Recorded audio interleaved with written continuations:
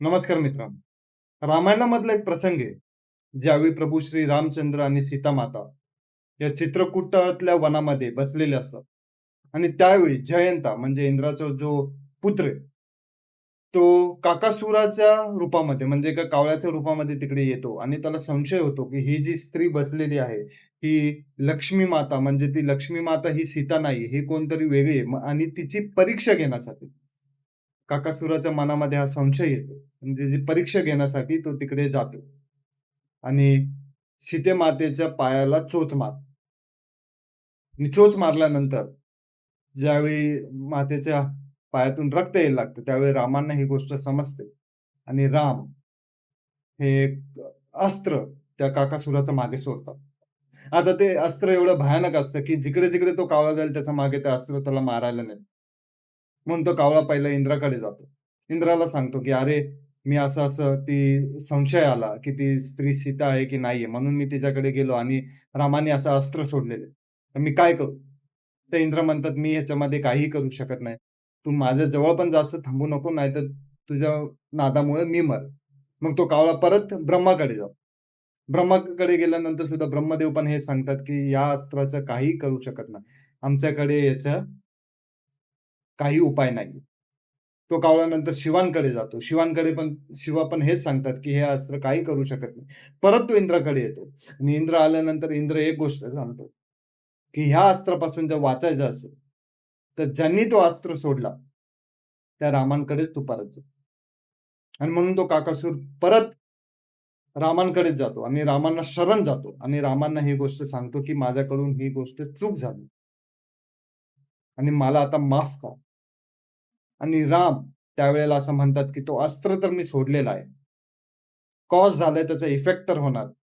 आता त्या अस्त्राने काहीतरी व्हायला पाहिजे आणि म्हणून भगवान श्री रामचंद्र इथे कावळ्याचा एक डोळा त्या अस्त्राने फोडतात.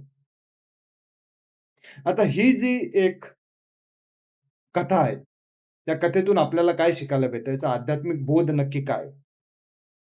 की ज्यावेळी ही सृष्टी बनलेली आहे, त्यावेळी त्या एका ब्रह्मातूनच ही सृष्टी निर्माण झालेली आहे. तो ब्रह्मच ही सृष्टी झालेली आहे.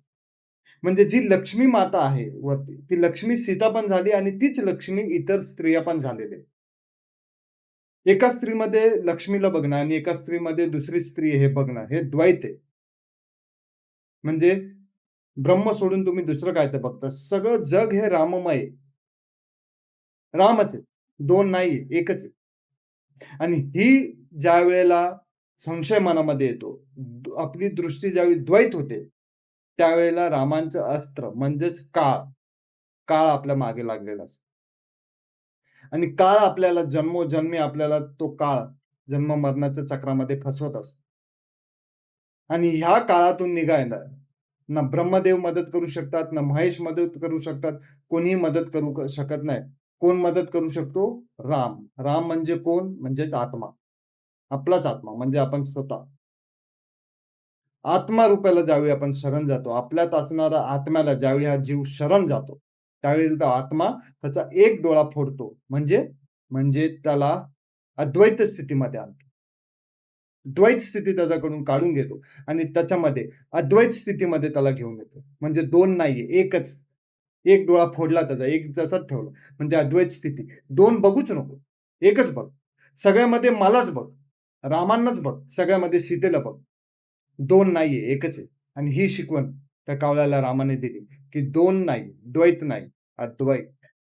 2 बघायचं नाही. या दोन्ही डोळ्यातून सुद्धा एकच रूप बघायचं. म्हणजे एक रूप म्हणजेच तो राम, म्हणजेच ती सीता. हे पूर्ण जग रामरूप आहे. हेच आपल्याला शिकायचं. जय श्री